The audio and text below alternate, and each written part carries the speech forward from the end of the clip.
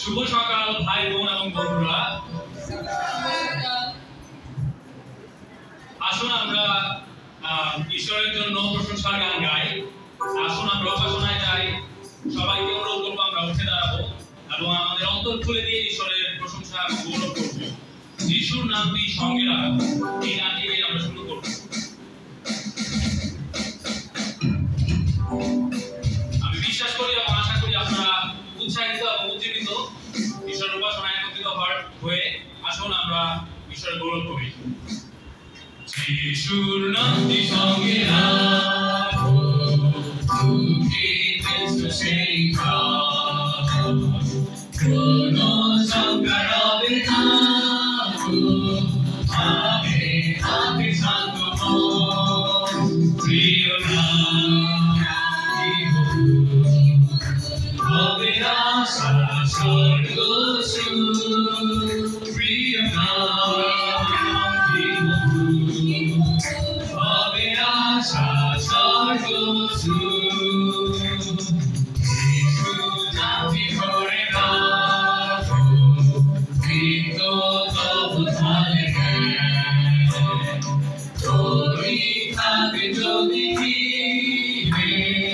নামটি স্বর প্রার্থনা প্রিয় হবে আশা স্বর্গ প্রিয়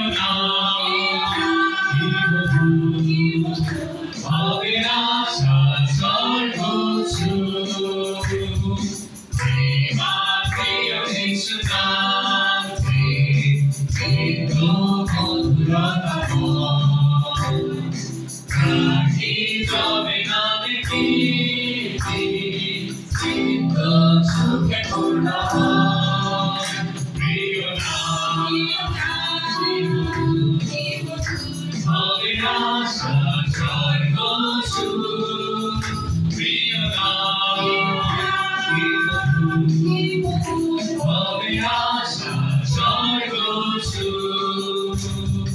যিশুর নামে প্রণাম করি, তুই তাহার বদলায় হৃদয় দুটা হাসিবে শক্তি এসো ভালো চায় প্রিয় হবে আশা স্বর্গ প্রিয় হবে আশা স্বর্গ।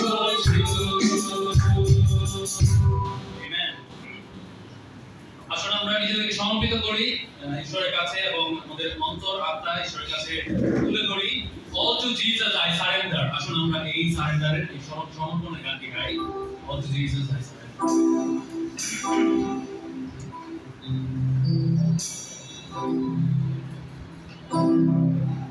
All to Jesus I surrender. All to Him I believe. I will ever bow and trust in His presence daily. I surrender all. I surrender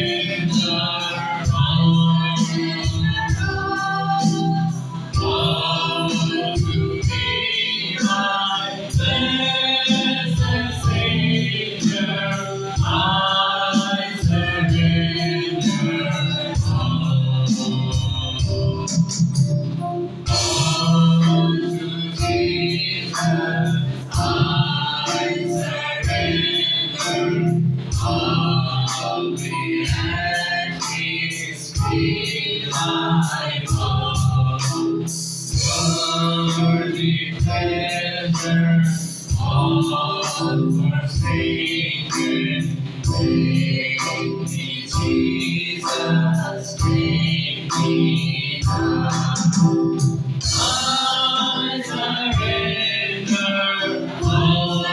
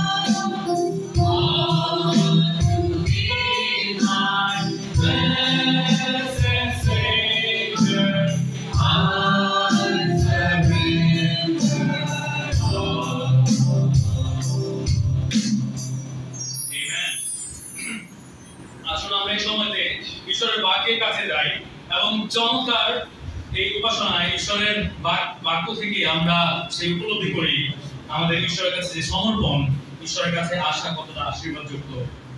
গীত সংহিতার 23 গীত থেকে গাইব দাউদের গীত, অনেক চমৎকার দাউদের লেখা সেই গীত। আমাদের অনেকেরই সেই উদ্ধারের গল্পের প্রতীক এই গানটি। গীত সংহিতা 23। সদাপ্রভু আমার পালক, আমার অভাব হবে না। তিনি সবুজ চারণভূমিতে আমাকে শয়ন করান, তিনি শান্ত জলের ধারে আমাকে নিয়ে যান। তিনি আমার প্রাণ সঞ্জীবিত করেন, নিজের নামের মহিমায় তিনি আমাকে সঠিক পথে পরিচালনা করেন। যদিও আমি হেঁটে যাই অন্ধকারাচ্ছন্ন উপত্যকার মধ্য দিয়ে, আমি কোনো অমঙ্গলের ভয় করব না, কারণ তুমি আমার সঙ্গে আছো। তোমার লাঠি ও তোমার ছড়ি সেগুলো আমাকে সান্ত্বনা দেয়। আমার শত্রুদের উপস্থিতিতে তুমি আমার সামনে এক ভোজ সভায় আয়োজন করেছো। তুমি আমার মাথা তেল দিয়ে অভিষিক্ত করেছো, আমার পান পাত্র উঠতে পড়ে। নিশ্চয়ই তোমার মঙ্গল ও প্রেম আমার পিছু নেবে আমার জীবনের সব দিন পর্যন্ত, এবং চিরকাল আমি সদাপ্রভুর গৃহে বাস করব। আমেন। আসলে আমরা প্রার্থনা করি। আমাদের মঙ্গলময় সমস্ত পিতা, সর্বশক্তিমান ঈশ্বর, তোমার গৌরব, তোমার প্রশংসা করি, তোমার ধন্যবাদ দেব প্রভু আজকের এই দিনের জন্য। আমরা তোমার কাছে আসি প্রভু, আমাদের সেই প্রার্থনা, আমাদের উপাসনা ঢালে নিয়ে প্রভু আমরা ধন্যবাদ দিই, কারণ বাইবেল প্রতিজ্ঞা করে যে সমস্ত সময় যে কোনো মুহূর্তে তুমি আমাদের পাশে আছো পিতা। কোনো বিপদ আমাদেরকে স্পর্শ করতে পারবে না প্রভু। আমরা যখন ক্লান্ত, আমরা যখন বোঝাগ্রস্ত, তুমি সেখানে রয়েছে আমাদের সে বোঝা বহন করার জন্য পিতা। প্রভু আমরা যখন সে তোমার আশ্রয়ে থাকি, আমরা সবচেয়ে নিরাপদ আশ্রয় আমরা পেয়ে থাকি প্রভু। প্রভু তোমার কাছে আমরা যখন থাকি প্রভু, আমরা তোমার আশীর্বাদে পূর্ণ থাকি পিতা। আমাদেরকে সাহায্য করো বুঝতে যে তোমার মহিমা কত বেশি আমাদের জীবনে পিতা। আমি তোমার প্রশংসা, তোমার গৌরব করি, কারণ তুমি স্বর্গ এবং পৃথিবীর প্রভু। সমস্ত কর্তৃত্ব তোমার হাতে, আমাদের জীবনের নিয়ন্ত্রণ তোমার হাতে পিতা। আমাদের সেই 1 ঘন্টা করে আমরা আমাদের কি হবে সমস্ত কিছু তোমার জানা পিতা প্রভু। আমাদের মাথার চুল থেকে শুরু করে সমস্ত কিছু তোমার কাছে খোলা এবং প্রকাশিত পিতা। প্রভু সাহায্য করে এই সময় আমরা যেন আমাদের অন্তরকে তোমার হাতে তুলে দেই। আমাদের ভিতরে যে সমস্ত সেই কষ্ট, যে সমস্ত বোঝা রয়েছে প্রভু, যা আমাদেরকে তোমার কাছে আসতে বাধাগ্রস্ত করে, সমস্ত কিছু যেন আমরা তোমার কাছে উৎসর্গ করতে পারি পিতা। আমরা নিজেদেরকে যেন তোমার কাছে সারেন্ডার করি এবং আমরা তোমার উপাসনায় যেন মনোযোগী হতে পারি পিতা। সাহায্য করো তোমার বাক্যের যে শক্তি, সেই শক্তি আমাদের অন্তরে যেন আমরা গ্রহণ করতে পারি এবং কাজ করার সুযোগ দিতে পারি পিতা। আমি প্রার্থনা করি তোমার কাছে প্রভু, তুমি আমাদেরকে ক্ষমা করো, কারণ আমাদের যে অযোগ্যতাগুলো দিয়ে আমরা তোমাকে কষ্ট দিই প্রতিনিয়ত প্রভু, সেই কষ্টের সেই ধরনের আচরণ থেকে আমরা যেন বের হয়ে আসতে পারি প্রভু। আমাদেরকে সাহায্য করো পিতা, যে সেই নীরব অবাধ্যতা আমরা প্রতিনিয়ত পালন করছি আমাদের মধ্যে, সেখান থেকে যেন আমরা বের হয়ে আসতে পারি পিতা। আমাদের অন্তরকে তুমি স্থির করো, আমাদের চোখকে তুমি তোমার দিকে স্থাপন করতে সাহায্য করো পিতা। যে ভাই তোমার বাক্য থেকে প্রচার করবে, সে ভাইয়ের মধ্যে তোমার পবিত্র আত্মার শক্তি দিয়ে তুমি কাজ করো প্রভু। তোমার বাক্য দিয়ে তুমি আমাদেরকে পূর্ণ করো, তোমার আশীর্বাদে তুমি আমাদের পরিচালনা করো পিতা। আমাদের জীবনের ভার তুমি গ্রহণ করো প্রভু। যারা এখানে এসে পৌঁছায়নি প্রত্যেকটি প্রাণকে তুমি নিরাপদে আসতে সাহায্য করো। আরেকটিবার তোমার প্রশংসা করি, তুমি আমাদেরকে এখানে একত্রিত হওয়ার সুযোগ দিয়েছো বলে। আমাদের প্রত্যেকের উপাসনা তুমি গ্রহণ করো। আমাদের সমস্ত প্রার্থনা যেন তোমার কাছে গ্রহণযোগ্য হয়, সেই অনুরোধ তোমার কাছে রাখি পিতা। আমাদের সঙ্গে থাকো, সঙ্গে চলে, প্রার্থনা করি প্রভু যীশু খ্রিস্টের নামে, আমেন। আগমনের এই সময়তে যখন আমরা সদা প্রভুর সামনে উপস্থিত হয়েছি উপাসনায়, আসলে আমাদের সমস্ত দুশ্চিন্তা, সমস্ত এনজাইটি, সমস্ত স্ট্রেস, সমস্ত ডেডলাইন সবকিছু আমরা ভুলে যাই, ঈশ্বরের কাছে সমর্পিত হই, প্রভু যীশু খ্রিস্টের ভালোবাসা এবং প্রেম অনুভব করার চেষ্টা করি। যিশুর প্রেমে এই গানটি আমরা গাই। যিশুর প্রেমে, যিশুর প্রেমে সুখ শান্তি পাই, পাশে থাকে কৃষ্ণে রাখে জানি সর্বদা।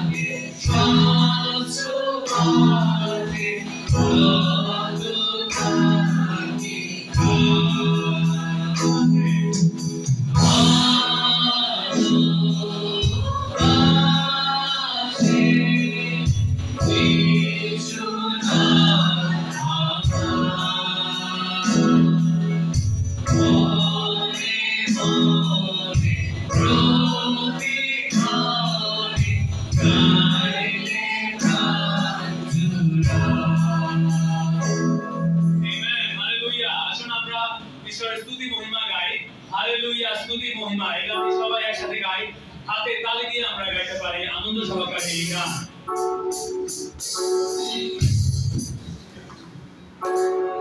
হালেলুয়া স্তুতি মহিমা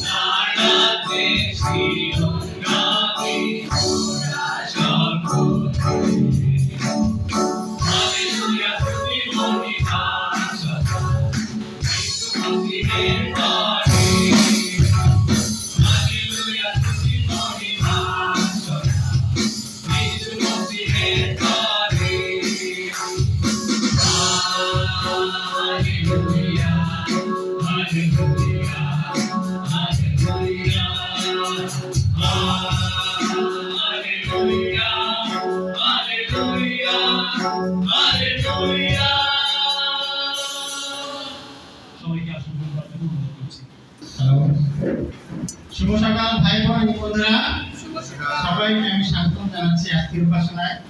আমি বিশ্বাস করি যে আমরা সবাই ভালো আছি, সুস্থ শরীরে আছি। আমি ভালো আছি এবং খুবই আনন্দিত যে একটি সপ্তাহ পর আপনাদের সবাইকে আমি দেখতে সুযোগ পাচ্ছি এবং ঈশ্বরের পরিবারে একত্রিত হওয়া, তার কাছে আসা এবং তার পরিবারের সন্তানদের সাথে সেই ফেলোশিপ করা খুবই আনন্দের, তাই নয় কি? এই কারণে কিন্তু এত গরমের মধ্যে বাইরে যে প্রচন্ড তাপ, বৃষ্টি সবকিছু পেরিয়ে কিন্তু আমরা এখানে এসেছি ঈশ্বরের উপাসনা করার জন্য। কারণ আমরা আমাদের সদাপ্রভুকে ভালোবাসি, তাকে সম্মান করি, তার প্রশংসা করতে চাই এবং সাথে সাথে আমরা আমাদের ভাই বোনদেরকেও ভালোবাসি। আমি যখন অফিসের পরে সেই প্রচন্ড গরমে বাসে করে বাসায় ফিরি, বাসায় ঘরে ঢোকার পর একটা প্রশান্তি লাভ করি যখন আমি আমার ছেলে মেয়েদের সেই চেহারা দেখতে পাই, যখন আমি আমার স্ত্রীকে দেখতে পাই, যখন আমি আমার মাকে দেখতে পাই। সেই ঘরে ঢুকে নিজের পরিবারের সাথে একত্রিত হওয়ার মতো আনন্দ কিন্তু আর কোথাও পাওয়া যায় না। আজকে ভাই বোনেরা, আমরা এখানে এসেছি, এটা আমাদের আধ্যাত্মিক পরিবার।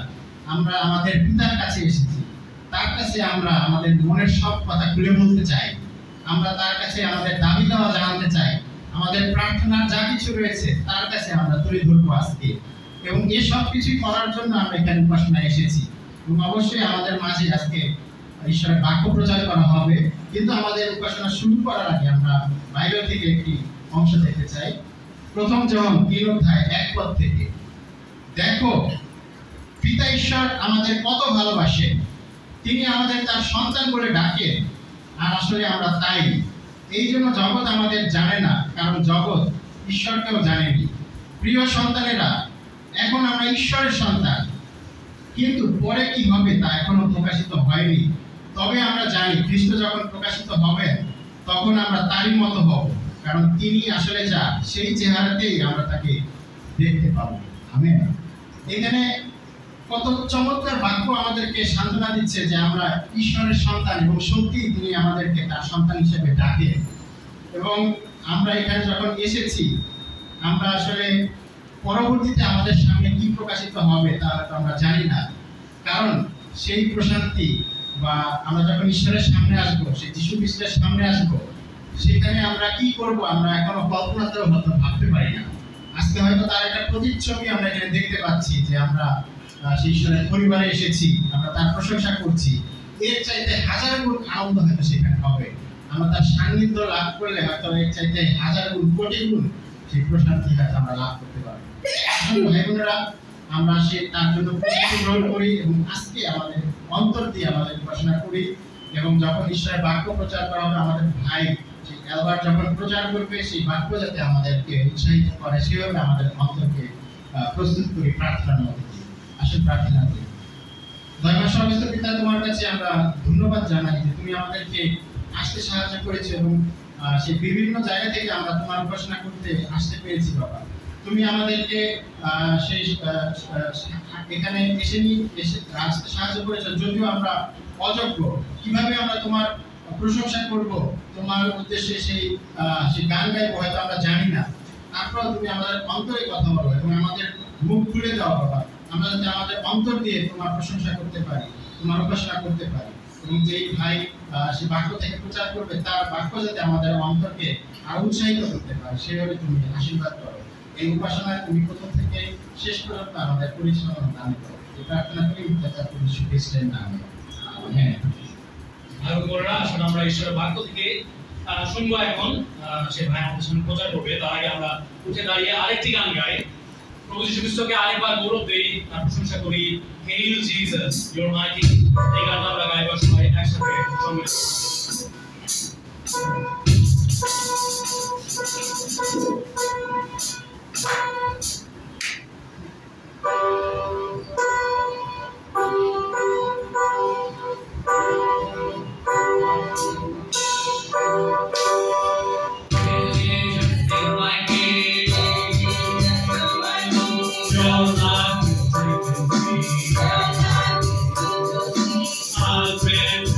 My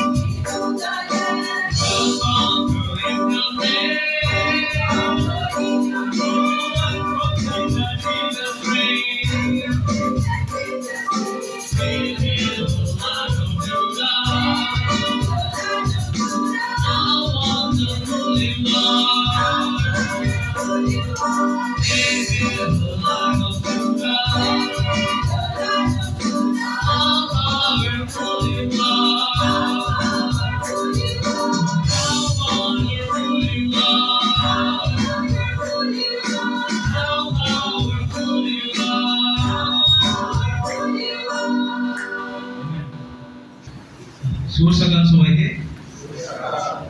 আমি বিশেষ করি আমরা অস্বস্তির গরমের পরে একটু স্বস্তিতে আছি, হ্যাঁ। বিশেষ করে কালবৈশাখী ঝড় এবং সেই বৃষ্টির পরে আসলে আমরা আসলে একটু স্বস্তিতে আছি। বিশেষ করে যারা স্বর্গের কাছাকাছি থাকে, মানে যারা একটু টপ ফ্লোরে থাকে না, আসলে তারা বুঝতে পারে যে আসলে এই আবহাওয়া কতটা মধুর, না কতটা উত্তপ্তে এবং কতটা মানে আপনাদেরকে আপনি যেরকম এটা বোঝাতে সাহায্য করে। কারণ গরমে আমাদের তখন আসলে আমাদের যে কটা প্লাগ থাকে সব ছিঁড়ে যায়, না যে কটা তার থাকে সব ছিঁড়ে যায়, না বুঝতে পারি, আমার ঘর থেকে বুঝতে পারি। এবং মাঝে মধ্যে যখন ঘরে ফিরি, থাকো তো আরামে, এসিতে থাকো, তো আমাদের যে কি অবস্থা এটা মনে করি খালি আমি শুনি না, আমার বিশ্বাস এটা কিন্তু আসলে এটা ঠিক যে আবহাওয়া কখনো কখনো আমাদেরকে অস্বস্তিকর অবস্থায় ফেলে, আবার অনেক সময় খুব আনন্দ দেয় এবং স্বস্তিতে নিয়ে আসে। বিশেষ করে আমার খুব পছন্দের ঋতু হচ্ছে বর্ষা, মনসুন।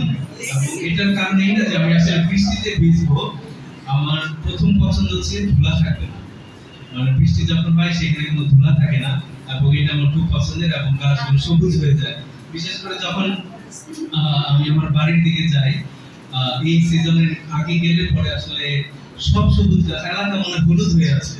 আসলে সেটা পাতার রঙের জন্য না, পাতার উপরে যে ধুলার আবরণ। কারণ আমাদের লালমাটি এলাকাটি এরকম যে সেখানে একটা গাড়ি গেলে পুরো এলাকা শুধু লাল হয়ে যায়। তো যে কারণে গাছের রং চেঞ্জ হয়, এলাকার রং চেঞ্জ হয়, টিনগুলো আর কালো রং থাকে না, সবই লাল। তো এটা হচ্ছে সাভারের মাটি। আর যদি বর্ষাকালে যায় তখন আসলে আমার আর বর্ষাকাল পছন্দ না, কারণ লাল মাটি যখন ভিজে যায়, যদি আমাদের কারো অভিজ্ঞতা থাকে সেটা কি হয়, যদি আপনার যদি সোল এতটুকু থাকে, সোল আরো এতটুকু হয়ে যায়, মানে এতটা আঠালের মাটি। এবং লাল মাটি আপনি যখন হাঁটবেন তখন মানে আপনি হাঁটতে পারবেন না, আপনাকে খুব কন্ট্রোল করতে হবে। মনে হয় আপনার যদি পায়ের নিচে খুর থাকতো হাঁটতে সুবিধা হতো, কারণ এতটা পিচ্ছিল না বা পিছল আসলে। গুড। আমি আসলে এই সিজন নিয়ে আলাপ করবো না, কিন্তু আজকে আমি এমন একটা বিষয় আপনাদের সাথে শেয়ার করতে যাচ্ছি, সেটা হচ্ছে যে যেটা আমাদের শোনার কথা না, আসলে আমরা না বললে ভালো, এরকম একটা বিষয়। আমি আসলে অনেক সময় নিয়ে কথা বলবো, আপনারা প্রস্তুত থাকবেন যেন আসলে আমরা খাওয়া দাওয়া করে তারপরে এগিয়ে যেতে পারি। আচ্ছা, আমি একটা পুস্তক থেকে পড়বো, আমরা একটা কুইজের মতন করতে পারি। একটা বই, যেটা একটা বই বলতে একটি চ্যাপ্টারে একটা বই, এরকম কি আছে? জীবদা আমার কাছাকাছি। আর কেউ আছেন?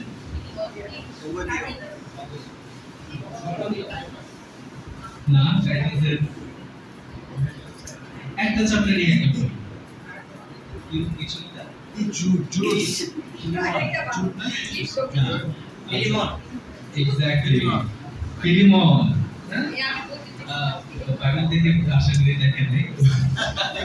আচ্ছা, আমরা ফিলিমন পুস্তক থেকে দেখবো। আমরা ফিলিমনের ইতিহাসটা আমরা আশা করি যে অনেকে জানি যে ফিলিমন কি ছিলেন বা ফিলিমনকে আমি একটু হয়তো আপনাদের সামনে পড়ছি যে ফিলিমন একটি আসলে একটা ব্যক্তিগত চিঠি, যেটা পল ফিলিমন নামে একজন দাস মালিক, অর্থাৎ তিনি একটা দাসের মালিক ছিলেন, তাকে লিখেছিলেন। এবং ফিলিমন একজন এই পালিয়ে যাওয়া দাস, তার নাম ছিল ওনেসিমাস, না তার মালিক ছিলেন, এবং এই ওনেসিমাসের মালিক ছিলেন, এবং ফিলিমন তার কাছে ফেরত পাঠাতে চাচ্ছিলেন বা ফেরত পাঠাচ্ছিলেন, এই কারণে তিনি তাকে লিখেছিলেন। এবং অনেকেই বিভিন্ন সময় আসলে আমরা অনেকে বিভিন্ন ভাবে এটা উপকৃত হয়, খুব একটা পড়া হয় না যে এই ফিলিমন পুস্তক তো শুধু ফিলিমনকে লিখেছে যেন তাকে গ্রহণ করে, তিনি এখান থেকে আসছেন, তার এটা ছিল, এটা থেকে মনে হয় যে আমরা আসলে অনেক সময় কিছু খুঁজে পাই না, এটা পড়ার দরকার নেই। কিন্তু এখানে শুধু মালিক এবং দাসের একটা প্রসঙ্গ।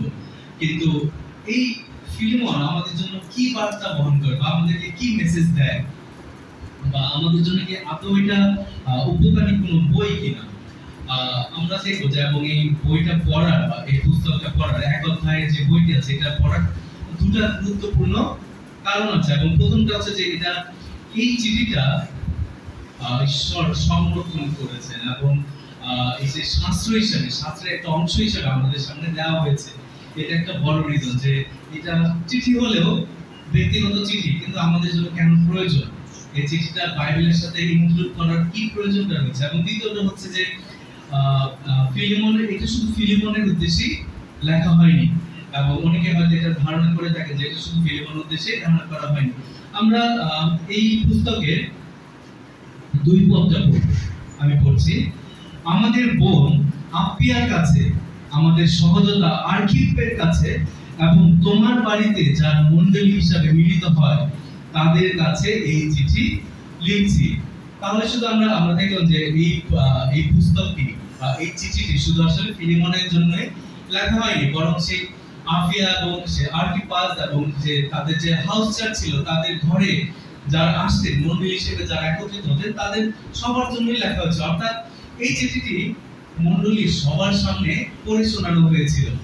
এবং যদিও এটি সে ফিলিমন এবং ওনেসিমাসের মধ্যকার একটি ব্যক্তিগত বিষয়, কিন্তু তারপর এটি আমাদের জন্য অনেক গুরুত্বপূর্ণ এবং আমাদের জন্য একটি প্রাসঙ্গিক বিষয়। আমরা যখন আস্তে আস্তে সামনে যাবো এবং আমরা আস্তে আস্তে এটাকে ভাঙবো এবং সে বোঝার চেষ্টা করবো যে আসলে আমাদের জন্য এখানে কি মেসেজটা রয়েছে। এবং আমরা যখন এই সংক্ষিপ্ত যে চিঠিটি এটা পড়বো, তখন বুঝতে পারবো যে এটা আসলে এটার মূল যে উদ্দেশ্য সেটা হচ্ছে যে ক্ষমার প্রতি কমপ্লিটলি ডেডিকেট করা, বা সেই ক্ষমার প্রতি নিবেদিত একটি চিঠি। এবং এটা আমাদের জন্য কাজে আসবে, কারণ হচ্ছে আমরা বর্তমানে আমরা এমন একটা সমাজে বাস করি যেখানে আসলে আত্মকেন্দ্রিক, এবং যেখানে হয়তো নিজেদের ছাড়া আমরা আসলে অন্য কিছু ভাবি না, ভাবার সুযোগ হয় না, ভাবতে দেয় না।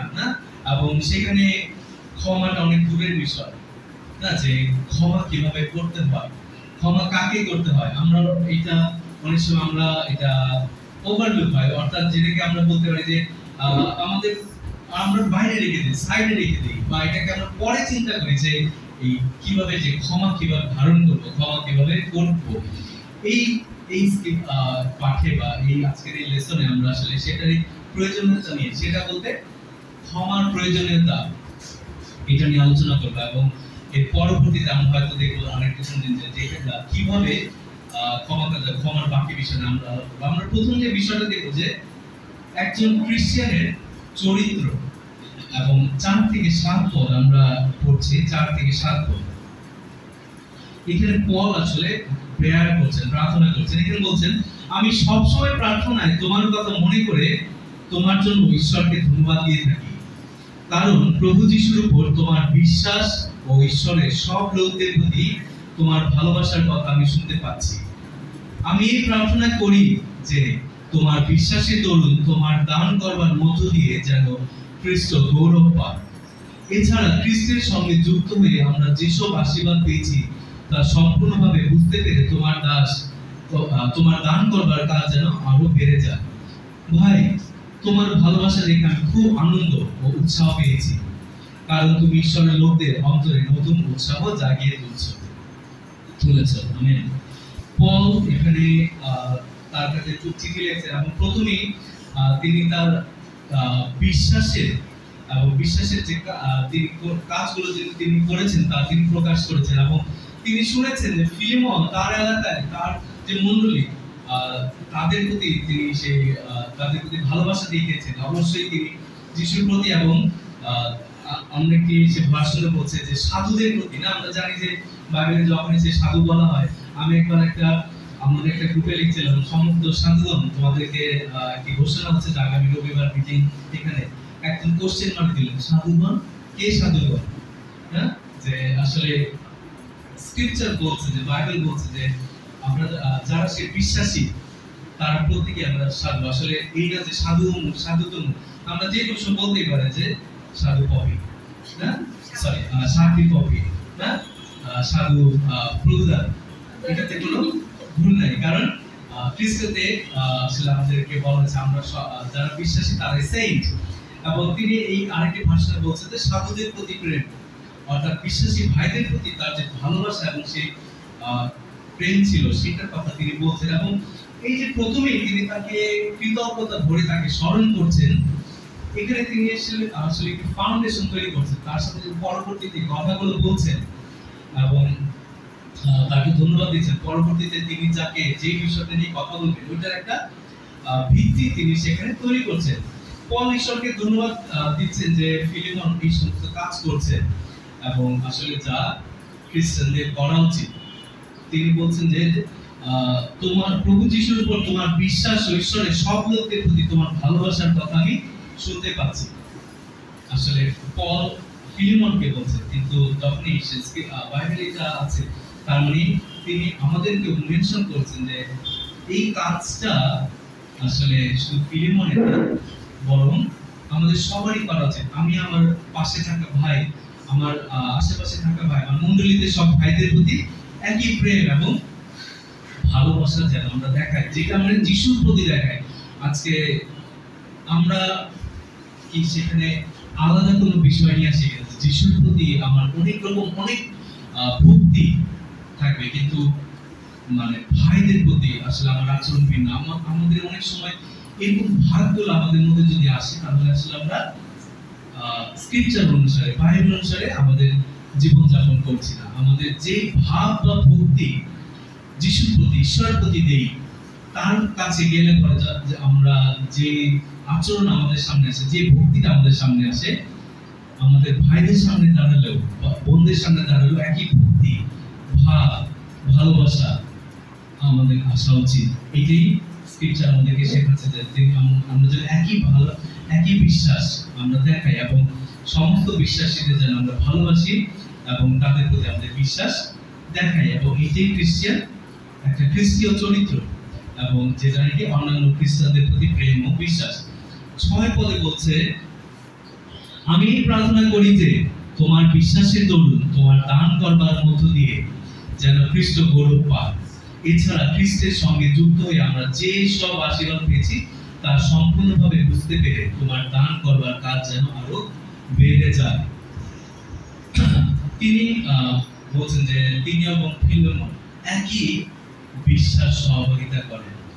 তার যে বিশ্বাস, ফিলিমন আজকে পল যে বিশ্বাস সহযোগিতা করছেন, ফিলিমন সেই একই বিশ্বাস সহযোগিতা করছে। পলের প্রার্থনা হলো যে তিনি বিশ্বাস রাখেন যে বিশ্বাস তিনি সহযোগিতা করছেন এর মাধ্যমে তার এই ক্যারেক্টার বা তার চরিত্র বা তার কাজগুলো যেন আরো অ্যাক্টিভ হয়, আরো কার্যকর হয়। তিনি যেন ভবিষ্যতেও একই রকম ভাবে এই কাজগুলো করে যান এবং তিনি প্রার্থনা করছেন যে তার বিশ্বাস উদারতা যেন আরো প্রকাশিত হয়। আমরা শুধু এখন একটা হয়তো ইন্ট্রোডাকশন একটা বিষয় আছে যে এই পল এবং ফিলিমনের যে চিঠি বা তিনি কেন চিঠিটি লিখেছেন এবং তিনি একটি ফিলিমন যে কাজগুলো করছিলেন, যদিও ফিলিমন একজন দাসের মালিক ছিলেন, কিন্তু তারপরেও ফিলিমন এবং তার দাস অনেসিমাসের সাথে যে ঘটনাটি ঘটেছিল, তার দাস যে কাজটি করেছিল এবং পল তাকে মনে করায় দেওয়ার চেষ্টা করছেন যে তুমি একজন ভালো মানুষ, তুমি একজন ভালো খ্রিস্টান, তুমি ঈশ্বর বিশ্বাসী লোক, তুমি এই কাজগুলো করছো এবং এটা সব সময়ের জন্য করে যাও এবং এটা কখনো যেন থেমে না থাকে। এবং তিনি বলছেন যে ফিলিমনের প্রেম থেকে তিনি ব্যক্তিগতভাবে আসলে তিনি ইন্সপায়ার হয়েছেন, উৎসাহ বোধ করছেন, সান্ত্বনা পেয়েছেন যে আজকে তুমি এই কাজগুলো করছো। আমাদের ভালো লাগবে যখন আমাদের কোনো ভাই যখন একটা বাইরে গিয়ে কোথাও কিছু করেছেন, তার বিশ্বাস সহযোগিতা করেছেন, তিনি সেখানে কোনো কিছুর কঠিন পরিস্থিতির সম্মুখীন হয়েছেন, তিনি যখন আইসিসি চ্যাটে তিনি লিখবেন আজকে আমি এই কাজটা করতে গিয়ে একটা মুখোমুখি হয়েছি, ভাইরা আমার জন্য প্রার্থনা করবেন। এটা কত চমৎকার হবে না? এবং কিছুদিন আগে আমাদের ফ্যামিলি গ্রুপে আমি শেয়ার করছিলাম এরকম কাছাকাছি একটা বিষয়, যে এরকম বেশ কিছু বছর আগে এরকম একটা ঘটনা ঘটেছিল যে আমরা মন্ডল হিসাবে, শুধু ভাই বোনেরা পুরো মন্ডল হিসাবে, এটা আমাদের জন্য অনেক উৎসাহের বিষয় ছিল যখন ভারতে, দক্ষিণ ভারতে একটা ঘটনা ঘটেছিল যে কিছু ভাইরা তারা শেয়ার করতে গিয়েছিল, তারা ইভাঞ্জেলাইজ করতে গিয়েছিল, পরবর্তীতে তাদের এলাকাবাসী তাদেরকে ধরে পুলিশের হাতে দিয়ে দেন, তাদের গ্রেফতার করা হয়, তারা জেলে ছিলেন অনেক দিন পর্যন্ত।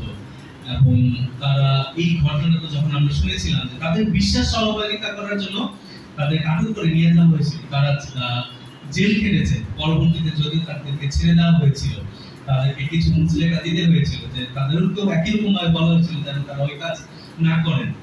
এবং এটা যখন আমরা শুনেছি আমাদের কাছে, তখন এই খবর এসেছে, এটা আমাদের কাছে অনেক উৎসাহজনক ছিল এবং আমাদের বিশ্বাস ওই সময়টা মনে হয়েছিল যেন এটা যদি আমরাও করতে পারতাম, আমাদের ক্ষেত্রে ঘটলেও আমরা কি করতাম, আমরা কি আমরা কতটুকু বিশ্বাসী থাকতে পারতাম, নাকি ওই দিনই আমার লাফাতে হয়ে যেত না, আমি কি আমার বিশ্বাস ছেড়ে দিতাম কিনা।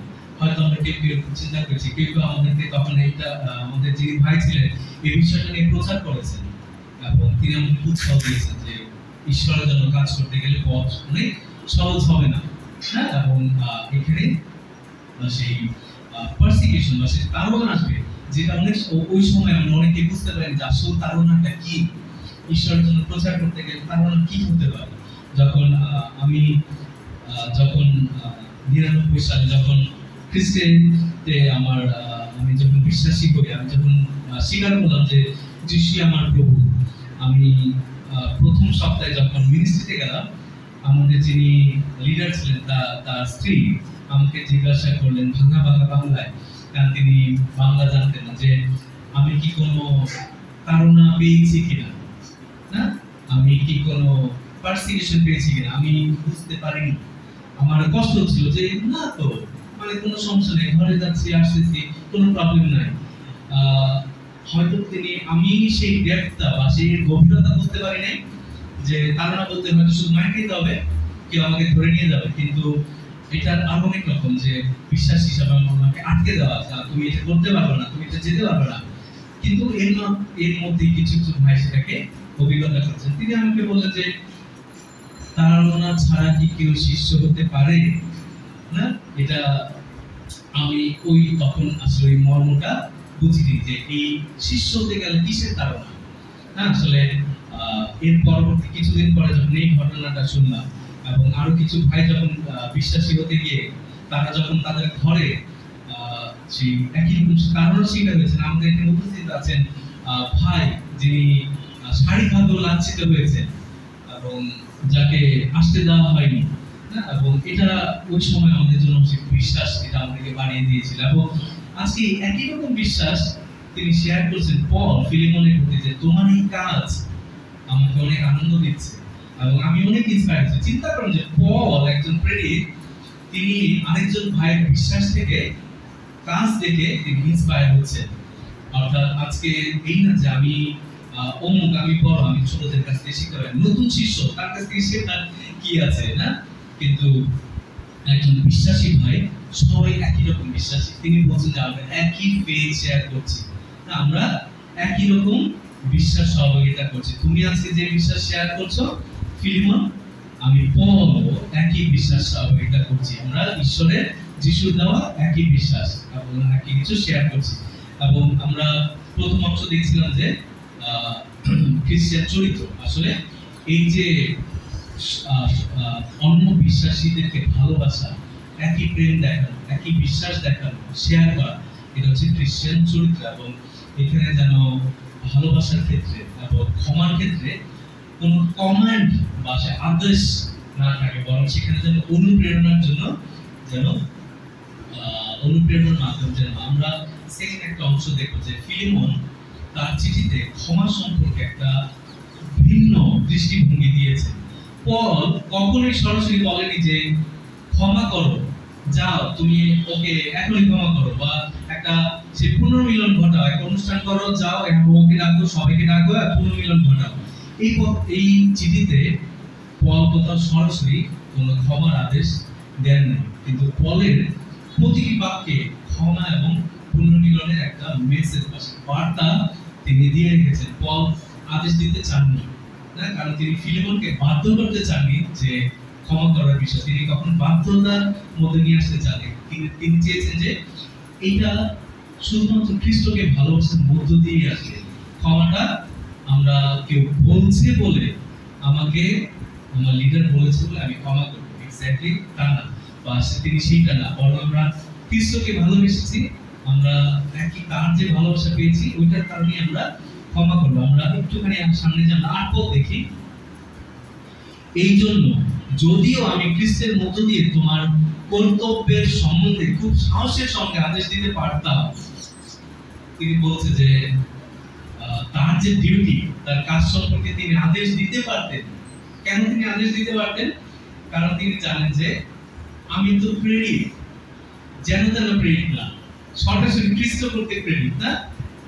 আসলে যীশু খ্রিস্ট নিজে আমাকে নির্বাচন করেছেন, আমার এতটুকু বোল্ডনেস আছে, আমার এতটুকু দৃঢ়তা আছে, যাও তুমি গিয়ে ক্ষমা করো। পল সেটা বলেনি। আমি বলছি যে আমি তোমাকে বলতে পারতাম, আমি তোমাকে সেই আদেশ দিতে পারতাম, কিন্তু তিনি সেটাকে বলেনি। এবং তার যদিও তার সেই ক্ষমতা ছিল, পল ভয় পান নাই ফিলেমনকে ক্ষমা করতে বলার জন্য, তিনি সেটাকে বলতে পারতেন, দিতে পারতেন, কিন্তু তিনি এইভাবে করতে চান, কারণ এইভাবে ক্ষমা হয় না, ক্ষমা আসবে তার অন্তর থেকে, ভালোবাসার মধ্যে থেকে। পল যেন ফিলেমন নিজেই বুঝে ক্ষমা করুক, তিনি পলের কথা শুনবেন। এই কারণে পল তার চিঠির শুরুতে তিনি বলেছেন, এক পদে যেটা বলছেন যে আমি প্রেরিত, মানে তিনি সেটাকে প্রেরিত না বলে তিনি বলছেন বন্দী। কার বন্দী? তিনি যীশু খ্রিস্টের জন্য বন্দী। যদিও তিনি ওই সময় রোমে বন্দী ছিলেন, কিন্তু তিনি আসলে রোমান সম্রাটের সেই জেলখানায় থাকা বন্দী হিসেবে তিনি বলেনি, আমি যীশু খ্রিস্টের একজন বন্দী, যীশু খ্রিস্টের সার্ভেন্ট, যীশু খ্রিস্টের দাস। তিনি সেটাকে তার পরিচয় এটাই, তিনি সেটাকে তুলে ধরেছেন এবং তিনি তার সাথে সেটাকে বোঝাতে চেয়েছেন যে আমরা সবাই আসলে খ্রিস্টতে বন্দী না। আজকে আমার আলাদা কোনো পথ কিছু নেই, আমরা সবাই একই বিশ্বাস সহযোগিতা করছি। এবং পল ফিলেমনকে এই আবেদনটি তিনি করতে চাচ্ছেন যে উচ্চপদস্থ ব্যক্তি হিসেবে না, বা প্রেরিত হিসেবে না, বরং একজন বৃদ্ধ ও যীশু খ্রিস্টের বন্দী হিসেবে তিনি কথা বলতে চাচ্ছেন। পল চাইলেই তিনি সহজে তিনি সেটাকে বলতে পারতেন। এবং ক্ষমার বিষয় যেটা বলা হয়েছে, বিশেষ করে তিনি কোন একটা স্ক্রিপচার কোট করতে পারতেন, যেটা মতি 6 অধ্যায় 14 থেকে 15 পদে আছে। আমি বলছি আপনাদের জন্য, যদি তুমি অন্যদের অপরাধ ক্ষমা করো তাহলে তোমার স্বর্গীয় পিতা তোমাকে ক্ষমা করবে, কিন্তু যদি তুমি অন্যের অপরাধ ক্ষমা না করো তাহলে তোমার পিতাও তোমাকে ক্ষমা করবেন না। পল এই স্ক্রিপচারটা তাকে শেয়ার করতে, তুমি তো ক্ষমা করা উচিত, কারণ যিশু তো এটা বলছে, স্ক্রিপচার এটা বলছে, কিন্তু তিনি এটাকে বলেন। ইভেন পল তার নিজের শেয়ার করা অন্য বইতে তিনি যেভাবে লিখতেন, যেটা অলরেডি এই একই মণ্ডলীর কাছে তিনি পাঠিয়েছিলেন, কলসিয় 3 অধ্যায় 13 পদে, যে পরস্পরের প্রতি সহিষ্ণু হও এবং যদি কারোর বিরুদ্ধে অভিযোগ থাকে তাহলে একে অপরকে ক্ষমা করো, যেমন প্রভু তোমাকে ক্ষমা করেছেন তেমনি তোমাদেরও ক্ষমা করতে হবে। পরে স্ক্রিপচারটা কিন্তু তিনি শেয়ার করতে পারেন এই ফিলিমনকে, যে আমি তো তোমাকে আগেই বলছি, এক্স্যাক্টলি এই কারণেই তুমি ক্ষমা করবা না। এবং কিন্তু তিনি সেটাও তিনি বলেন, পল সেই পথেই যান নাই, তিনি চেয়েছেন যে ফিলিমন নিজের হৃদয় থেকে ক্ষমা করুক, কোনো আদর্শের কারণে না, বরং বিশ্বাস ও ভালোবাসা থেকে। এবং পল যা করেন তা পল ফিলিমন যে বিশ্বাস সহায়তা করছেন, তিনি বারবার সেটাকে মনে করিয়ে দিয়েছেন যে আমরা একই ফেইথ শেয়ার করছি, সুতরাং একই রকম ভালোবাসা আমাদের মধ্যে রয়েছে, এবং তিনি যেন সেটাই করেন, বরং কোনো কর্তৃত্বের মধ্যে দিয়ে যেন না হয়। এবং 9 পদে বলছে, তবুও ভালোবাসার জন্য তার বদলে আমি তোমাকে অনুরোধ করছি, একজন বৃদ্ধ হিসাবে এবং বর্তমানে খ্রিস্ট যিশুর জন্য বন্দী হিসাবে আমি তোমার কাছে আমার সন্তান অনিসিমের জন্য অনুরোধ করছি। জেলখানায় আমার বন্দী থাকা অবস্থায় সে বিশ্বাসী হিসাবে আমার সন্তান হয়েছে। কত চমৎকার একটা বিষয়। তিনি বন্দী থাকা অবস্থায় তিনি কি করেছেন? আরেকজন বন্দীকে অলরেডি তিনি কনভার্ট করেছেন, না? যিশু খ্রিস্টের বিশ্বাস হিসেবে নিয়েছেন। আমি আসলে প্রচুর সিনেমা দেখতে পছন্দ করি, এবং তাও অবশ্যই ইদানিং আসলে আমাদের পছন্দ হচ্ছে দক্ষিণ ভারতীয় সিনেমা। এবং না বরবাদ এখন না, আমি এখন বাংলা সিনেমা আসলে দেখা হয়নি, কিন্তু এই সিনেমাগুলোতে দেখা যাচ্ছে বিশেষ অ্যাকশন, থ্রিলার, এই মুভিগুলোতে যেটা থাকে সেটা অনেক কিছুতে কমন করবে যে কেউ জেলে যায়, জেলে যাওয়ার পর সে আরেকটা দল পাকায় এবং আরো কিছু বন্ধুদের সাথে একটা গ্রুপ তৈরি করে যেন তারা বাইরে গিয়েও একই রকম একটা সিক্রেট মিশন তারা করতে পারে, যে তাদেরকে জেলে ঢুকাইছে তাদেরকে প্রতিশোধ নেওয়ার জন্য। না, এটা একটা কমন বিষয় থাকে, না? এটা শুধু বলিউডে না, হলিউডেও একই রকম দেখি যে সিক্রেট কোনো একটা গ্রুপ তৈরি হয় জেলখানার ভিতরে। এবং আমি কিছু সরাসরি বন্দীদের কাছ থেকেও মানে আমার অভিজ্ঞতা হয়েছে যে জেলখানার ভিতরের যে স্টোরি গুলো হয়, বিশেষ করে ঢাকার জেলখানা সম্পর্কে আমার কিছুটা আইডিয়া হয়েছে, এবং তারাও একই রকম কাহিনী শেয়ার করছে। আমরা পত্রিকাও পড়েছি যারা রাজবন্দী থাকে, রাজনৈতিক বন্দী, তারা আসলে একই রকম কাজ করে, না? ভিতর থেকেই তারা সমস্ত কিছু পরিচালনা করে ভিতর থেকে। কিন্তু এই যে একজন খ্রিস্টিয়ান বন্দী, তিনি খ্রিস্টিয়ান বন্দী, তিনি কিছুটা সে আমরা কানে দেখি মতো, না? অর্থাৎ তিনি বাইরেও খ্রিস্টিয়ান, বন্দী থাকা অবস্থায়ও তিনি খ্রিস্টিয়ান। তিনি জেলে গিয়েছেন, আরেকজন বন্দীর সাথে দেখা হয়েছে, তার সাথে কথা প্রসঙ্গে জানতে পেরেছেন যে তিনি তারই কোন এক ভাইয়ের সে দাস, এবং তার কাছ থেকে তিনি স্টোরিটা শুনেছেন যে আসলে তিনি কি করেছেন। অনিশিম আসলে অনিমেষ না, কিন্তু এটা হচ্ছে অনিশিম, না? যে তার ঘর থেকে কিছু তিনি চুরি করেছিলেন এবং ফিলিমন তাকে ধরিয়ে দিয়েছিলেন। ফিলিমন তাকে ক্ষমা করতে পারেনি, সেই জন্য সেই দাসকে বন্দী হিসেবে রাখতে হয়েছে। এবং পল তাকে বিশ্বাসী করেছেন, তাকে তিনি খ্রিস্টদের বিশ্বাসী করেছেন, এবং পল তার হয়ে লিখছেন যেন তিনি সেই অনিশিমকে সেই ক্ষমা করে দেন, এবং সেই তিনি তাকে ক্ষমা করেন। এবং শুধু এই ক্ষমাটা হচ্ছে প্রেমের মাধ্যমে। তিনি কি করেছেন সেটা কোনো বিষয় না, এবং তিনি পল ফিলিমনের প্রতি তার যে এই চিঠিতে, পুরো চিঠিতে একটা জোর দিয়েছে যে খ্রিস্টীয় প্রেম বাধ্যতামূলক হয় না। খ্রিস্টীয় প্রেম এটা এমন না যে আমাদেরকে করতে হবে, বরং আসলে সত্যিকারের ভালোবাসার একটা প্রতিফলন। এবং তিনি তাকে এখানে এই আন্ডারস্ট্যান্ডিং এ বা এইটাকে বুঝতে তিনি তাকে সাহায্য করছিলেন যে আসলে কেন এই ফিলিমন অনিশিমকে ক্ষমা করলেন। এবং যেহেতু পল এক পদে তার নিজের সম্পর্কে বলছেন এবং ফিলিমনকে বলছেন তুমি আমার সহকর্মী, তুমি আমার অধীনস্থ না। এবং ৮ পদেও তিনি বলছেন যে ফিলিমনকেও তিনি কোনো আদেশ দিবেন না, তিনি সেটাকে বলছেন যে অনিশিমকে তিনি তার নিজের কাছে রাখতে পারতেন, কিন্তু তিনি সেটা চান না, বরং তিনি চাচ্ছেন যে ফিলিমনের কাছে তিনি ফিরে যান এবং তার হয়ে মণ্ডলীর জন্য কাজ করতে পারেন এবং ফিলিমনের সহযোগী তিনি হতে পারেন। এবং তিনি তাকে বুঝতে সাহায্য করছেন যেন তিনি বাধ্য হয়ে ক্ষমা না করেন, এবং ক্ষমা করো না যে তোমাকে বলা হয়েছে শুধু সেজন্যই করবে। আজকে যদি আমরা আমাদের সাথে যারা খারাপ আচরণ করে, আমাদেরকে কেউ হার্ট করে, আমরা সময় এরকম ভাবে স্টিফ হয়ে যায়, স্টিফ বলতে কঠিন হয়ে যায়, বা অনেক সময় নিজেকে গুটিয়ে দিই, না বলতে পারি না। তার সাথে দেখা হয়, তার সাথে হয়তো একটা ছোটের কোনো একটা হাসি রাখি, হ্যাঁ, তাকে জড়িয়ে ধরে হয়তো সেই জড়িয়ে ধরতে পারি না সে প্রকৃত ভালোবাসা থেকে, যে ঠিক আছে তুমি যেটা করছো কোনো বিষয় না। আজকে আমরা বারবার সেই শিশুদের কথা বলি, আমরা নিজেরাও বলি, কিন্তু যখন এটা আমাদের ক্ষেত্রে আসে সেটা আসলে আমাদের ক্ষেত্রে আর থাকে না। কিরকম শিশুদের ভালোবাসা আমরা হয়তো একটু পরে দেখতে পাবো, যেখানে বাচ্চারা যারা দৌড়দৌড়ি করছে, আজকে একজন যদি আরেকজনকে মারে, ও কি করে একটা মজার বিষয় হচ্ছে বাচ্চারা খুব ভালোভাবে কার মা বা কার বাবাকে এটা সবার আগে চিনে না, এটা জানি না কিভাবে হয়, আমরা তো ভুলে যাই এটা জানি কে কার, কিন্তু ওরা কার বাবা রুথ আন্টি ওয়াজ কামিং এটা করছে না, পপি আন্টি ডাইরেক্টলি বাবার কাছে একটা কমেন্ট করে না, পরের দিন পরের সার্ভিসে কিন্তু তাদের এটা মনে না না, বেসিক্যালি তারা ওয়েট করে যে ও আসলো না কেন খেলবে তারা সেই আগের সপ্তাহের কথা মনে না, ইনস্ট্যান্ট হয়তো গিয়ে তারা নালিশ করে। আজকে এই কারণেই যিশু বলছিলেন যে এই শিশুদের আমার কাছে আসতে দাও কারণ শিশুরা পবিত্র।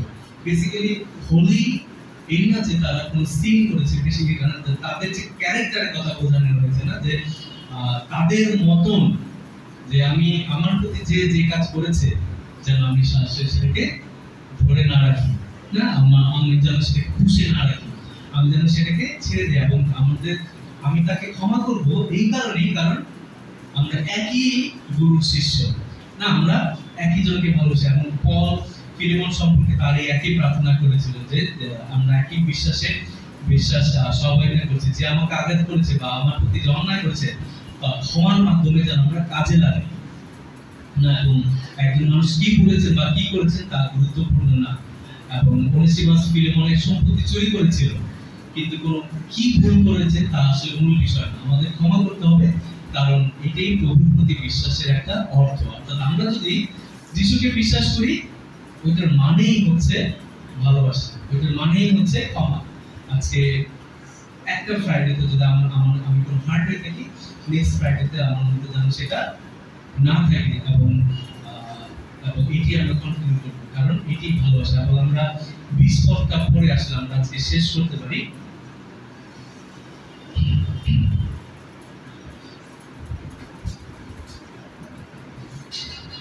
ভাই, আমরা প্রভুর হয়েছি বলে আমি চাই যে তুমি আমার একটা উপকার করো। বিশ্বাসী ভাই হিসেবে তুমি আমার অন্তরে নতুন উৎসাহ জাগিয়ে তোলো। তুমি আমার কথা মেনে নেবে জেনেই তোমার কাছে এই চিঠি লিখছি।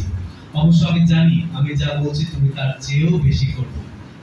তো চমৎকার একটা বিষয় যে তিনি তাকে সম্বোধন করছে যে ভাই, কতটা আপন, যে তিনি তাকে দেখে নিচ্ছেন, মনে হচ্ছে যেন এখনই তাকে হাত দিয়ে তিনি তাকে জড়িয়ে ধরে তিনি তাকে কাছে রেখে বলছেন যে আমরা প্রভু হয়েছি বলে যে আমি চাই যে তুমি এই কাজটা করো এবং তুমি এই উপকারটা করো। এবং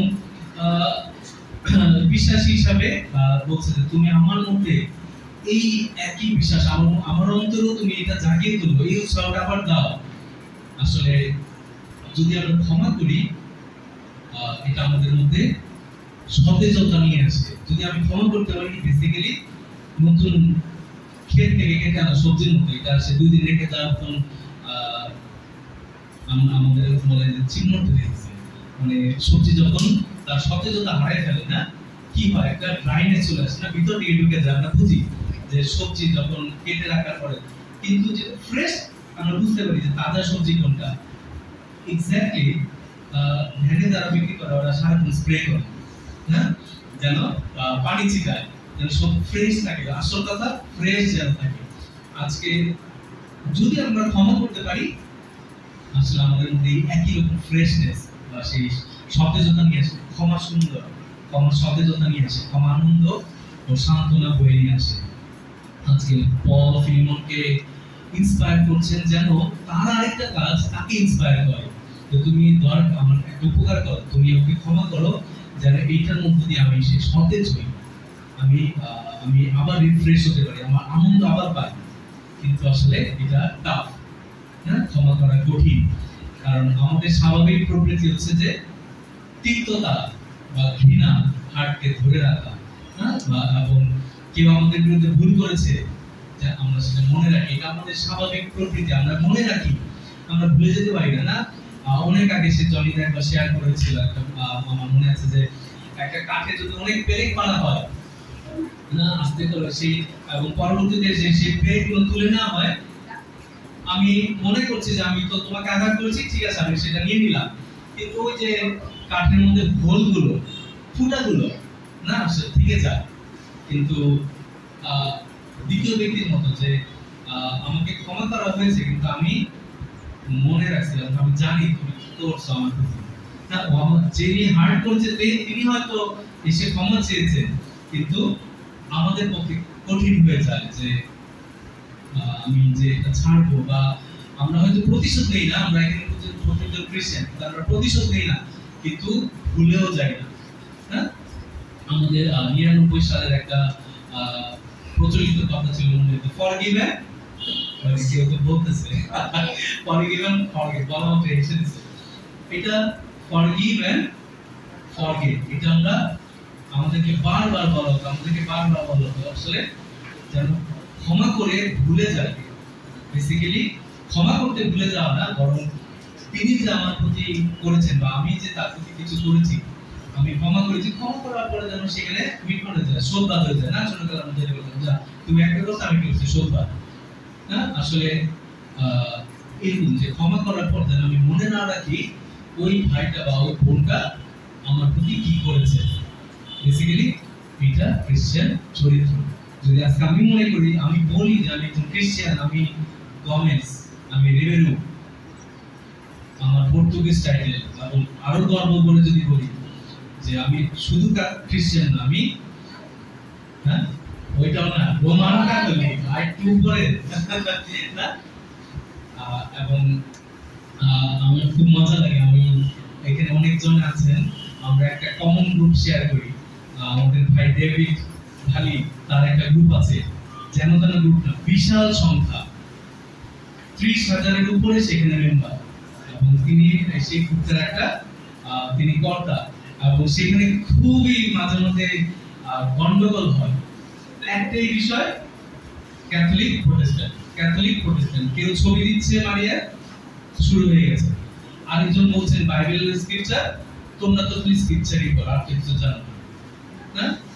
আমি খুব উপভোগ করি এগুলা না, এবং মাঝে মধ্যে ডেভিড সেখানে কিছু ওয়ার্নিং দেয় না, এবং কিছু, কিন্তু এই যে বিষয়, এটা কখন ঘটে, যখন আসলে আমাদের মধ্যে বাক্যের যে গভীরতা না, স্ক্রিপচার যেটা বলছে, এটা যে গভীরতা যখন আমাদের মধ্যে কম থাকে, আমাকে বোঝানোর পর আমি যখন ক্ষমা করতে না পারি, আমি দেখলাম যে লিখেছে যে বাক্য এটা বলছে যে আমি এটা না করি, কিন্তু আমি শুধুমাত্র একসেপ্ট করতে পারছি না, কারণ এটা আমার পরিবারের শিক্ষা, এটা ছোটকাল থেকে আমি এই মন্দিরতে গেছি, এটি ঠিক না, আমাকে আমার ভাই বোন এটাই শিখেছে, আমি ছোট থেকে এটাই শিখেছি, এটার বাইরে কিছু না।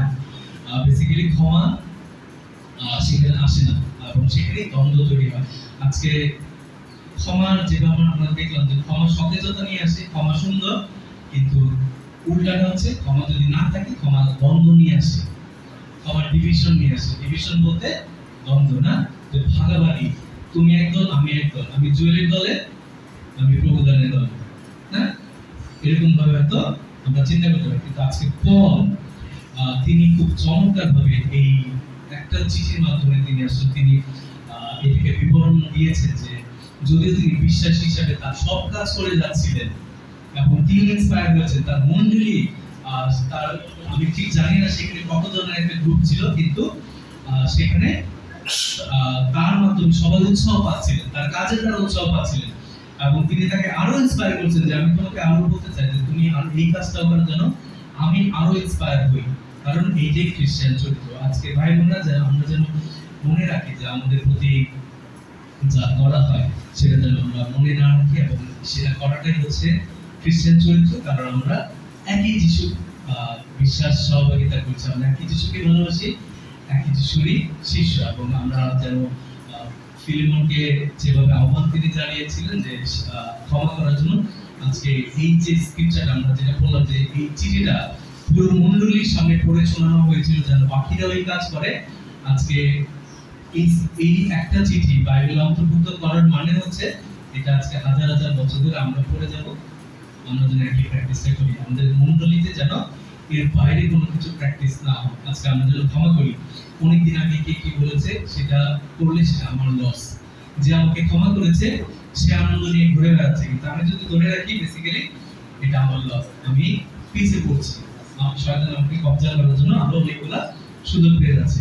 তো আমি উৎসাহ দিতে চাই যেন আমরা সেটা প্র্যাকটিস করি। আমি মনে করি একটা সেই চ্যালেঞ্জ সেটা হচ্ছে যে যখনই সে শেয়ার করা হয়, প্রতি শুক্রবার যখন রবিবার যখন প্রচার করা হয় এটা যেন আমাদের ভিতরে কিছু নিয়ে যায়, যখন ফিরে যায় যেন এখানে কাজ করি। আদারওয়াইজ সেটা না হলে প্রতি শুক্রবার প্রচার চলতে থাকে, প্রতি রবিবার প্রচার চলতে থাকে, আমি আমি আমি আমার জায়গায় থেকে যাব, কিন্তু মন্ডলীতে আসার একটাই রিজন, আজকে আমি যদি -1 থাকি কালকে 0-তে যাব, পরের দিন +1 এইভাবে পারবো, এটাই আমাদের উদ্দেশ্য। এবং এটি যিশু চান যেন আসলে আমরা ঈশ্বর চান যেন আমরা আস্তে আস্তে গ্রো হই এবং মাল্টিপ্লাই হই, না এবং গাণিতিক হারে বৃদ্ধি পাওয়া হবে। ধন্যবাদ সবাইকে।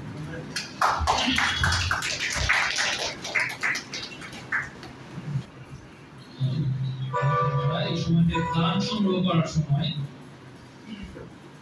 গরিবদের সাহায্য করার জন্য, সহযোগিতা করার জন্য মন্ডলী হিসেবে দান সংগ্রহ করা হয়। আমরা একটি গান গাইব, দেশ স্নান গান।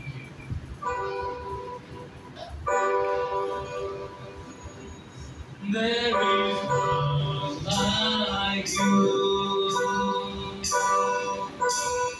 No one else can touch my heart like you do. I long for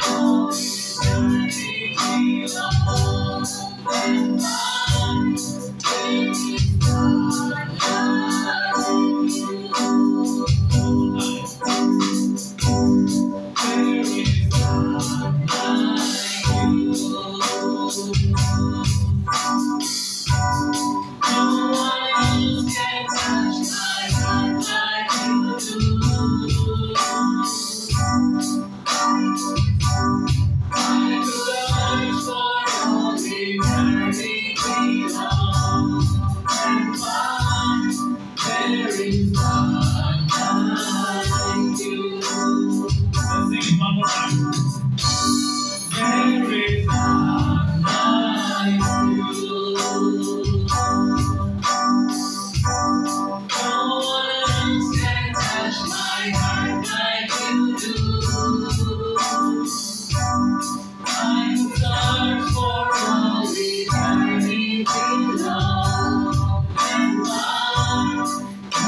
is none like you.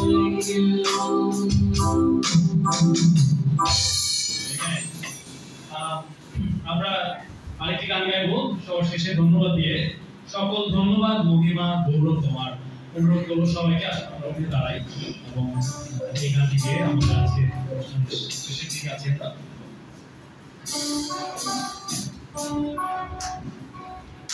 সকল ধন্যবাদ, মহিমা, গৌরব তোমার। জয় হোক, জয় হোক যিশু, জয় হোক তোমার। সকল ধন্যবাদ,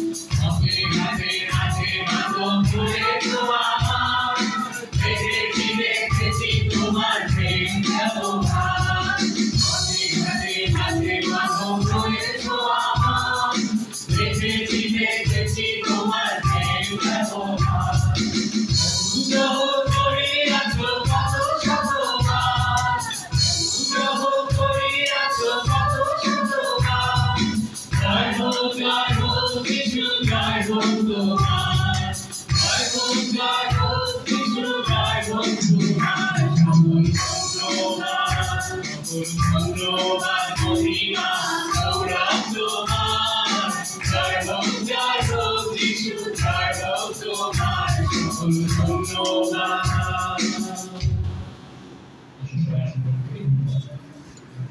Good morning, brothers and sisters.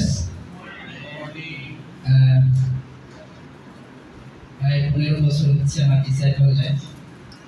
15 বছরে আমি অধীর আগ্রহ নিয়ে অপেক্ষা করছিলাম কোন দিন আমি একবার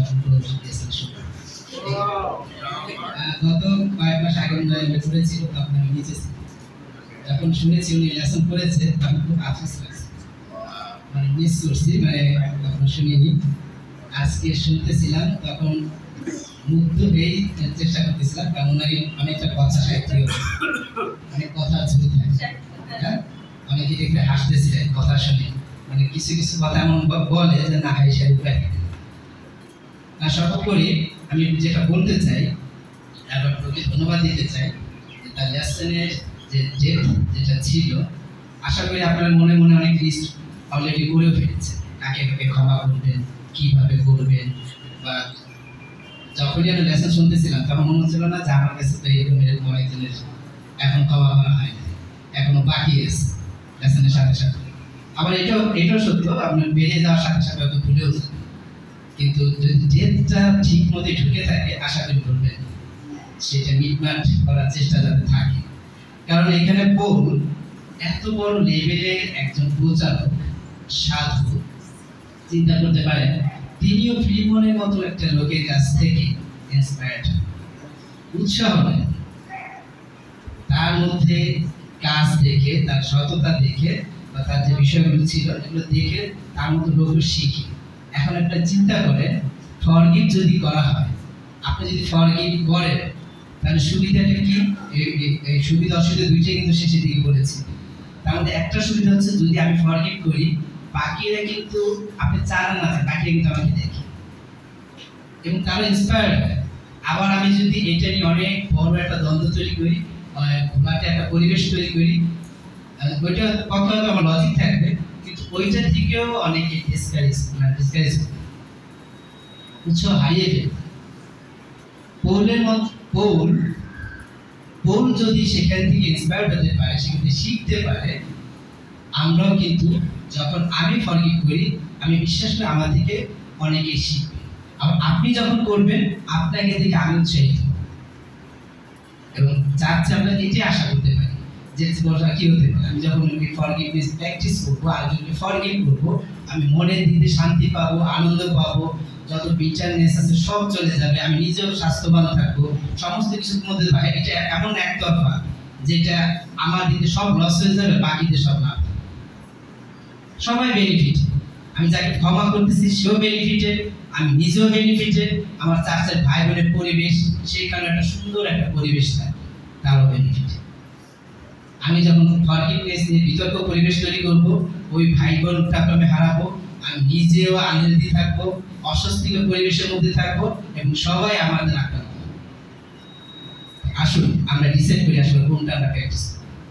আমরা সেই ফরগিভনেস, যে এই একটা উদাহরণ ছিল যে বাচ্চাদের উদাহরণ, বাচ্চারা এই সপ্তাহে যে কমপ্লেন, যত অভিযোগ, যত রাগারাগি যাই শেয়ার করুক না কেন, পরের সপ্তাহে কিন্তু আর হতে হবে।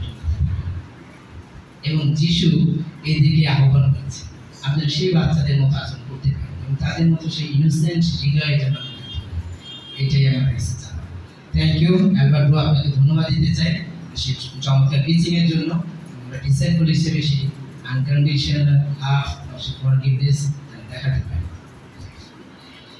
আজকে একটা অ্যানাউন্সমেন্ট রয়েছে, ফ্রাইডে এবং স্যাটারডেতে বরাবরই আমাদের এই ফ্রাইডেতে এখানে আমরা বসে মিটিং করি। এখানে যারা নতুন গেস্ট রয়েছে তাদেরকে আহ্বান জানাতে চাই যাতে আপনারা এখানে প্রতি শুক্রবার আমাদের সাথে জয়েন করতে পারেন এবং আসতে পারেন। যে বাইবেল স্টাডি কেউ করতে চান সেটা আমাদের সাথে যার মাধ্যমে এসেছেন তার সাথে আমরা যোগাযোগ করতে পারেন। আর সানডে সার্ভিসগুলোতে আমরা কয়েকটা এরিয়া জুড়ে আমরা করে থাকি, যেমন মিরপুর, ফার্ম গেট, নর্দা, সাভার, এখানে যোগাযোগ করতে পারেন। সেই সাথে আজকে মিটিং এর পরপরই ম্যারিড মিটিং রয়েছে, আমরা সেখানে যারা ম্যারিডরা রয়েছে সেখানে আমরা সেই মিটিংয়ে অংশগ্রহণ করব। আর সেই সাথে একটা টিচিং সেশন রয়েছে, স্পিরিচুয়াল গ্রোথ।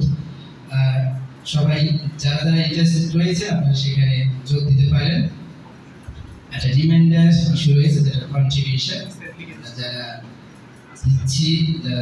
দিচ্ছি না সবাই যাতে এখানে যোগ দিতে পারি সেটা আমরা সকলকে আশীর্বাদ করে আসলে আমরা প্রার্থনার মধ্যে দিয়ে আজকে শেষ করি।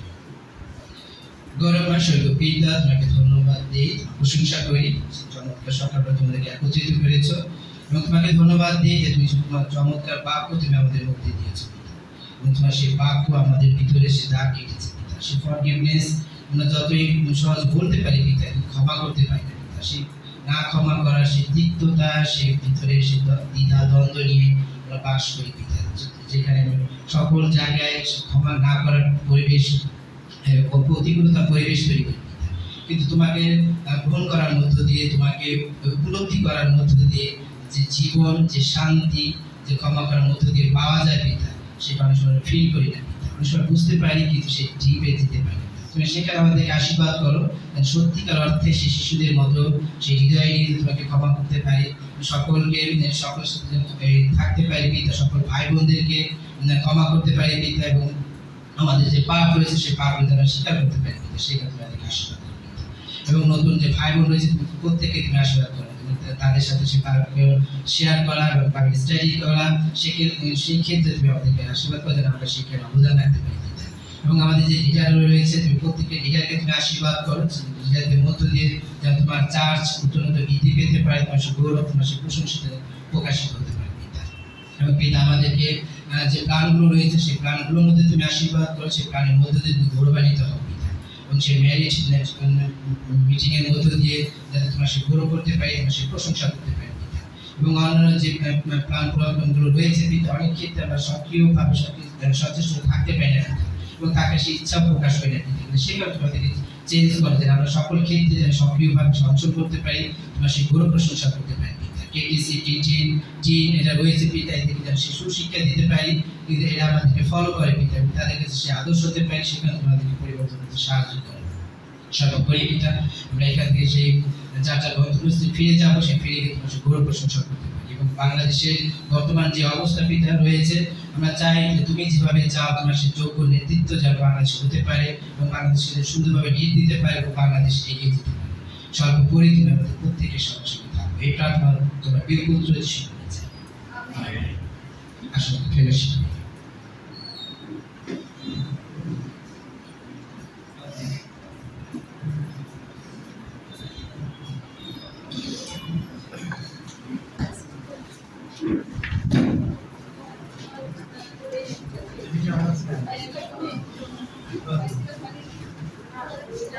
Thank you.